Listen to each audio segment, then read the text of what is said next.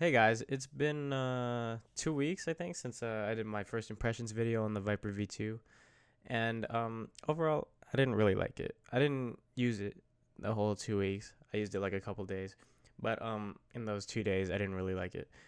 But let's go over it. The shape, the shape isn't really for me. I think everyone knows the Viper shape at this point. It's an FK inspired shape. I wanted to give it another chance since I did use the Viper Ultimate when I played Fortnite, and I kind of liked it, but I wanted to give it another chance since it's 60 grams and it's like cooler, but it just didn't feel right in my hands like the Super Light does, and I think it's mainly because the Super Light has this tall hump in the middle, so it fills up my hand a lot more, I guess, really towards the base or bottom, whatever the hell this is. That's pretty much why I couldn't get a consistent, or I didn't feel right. It didn't feel right in my hands because the Viper ends a little short of that. So yeah, I don't really like the shape, and that's like one of the most important. It's probably the most important thing with the mouse, I would say, besides wireless. But yeah. I didn't like the stock mouse feet that came with it because they were really fast for me. Because I use core pads, and core pads are pretty much control pads. Or control mouse feet.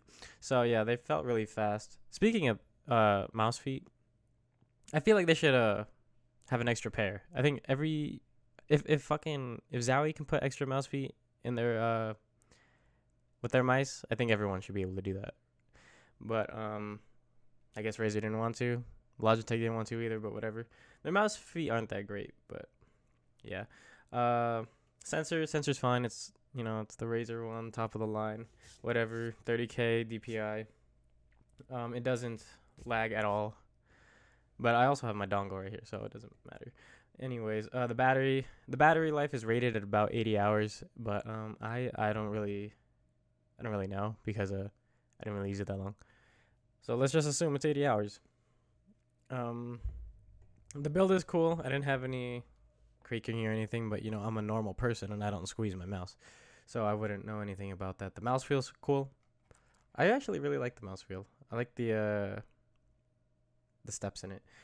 It's a little more defined than the Super Light. Side buttons are they're cool. They're side buttons. I don't really care about side buttons. I don't use them. And I like the grips. I like the grips a lot. I don't know if these are low tier grips or not. I'm not really picky about my grips, but the coating on it felt a little slippery. Maybe I have dry ass hands because sometimes the coating on the Super Light feels dry too. But I've had this for like a year or two, so maybe it's just normal wear and tear on this one. But yeah, I didn't really like the coating on this, so the grips are cool, and they look kind of cool on the mouse too. But for $150, I probably wouldn't recommend this mouse to anyone, especially since the Viper Ultimate is on sale for like $70 or $80, and I think it's like $70 without the dock, $80 with the dock. But don't quote me on that. I don't know. I haven't checked in a while. But the Viper Ultimate's only 10 more grams, and I mean, it just has the only issue I guess people were having were the grips that came on the Viper Ultimate, which is like, get over it. I think you could take them off too, so it's like it's not really that big of a problem. And they also have the side buttons over here, but I mean, for $70-$80, I'd rather get the Viper Ultimate over the Viper V2. Honestly, there's really no plus sides to this besides the weight reduction, I feel.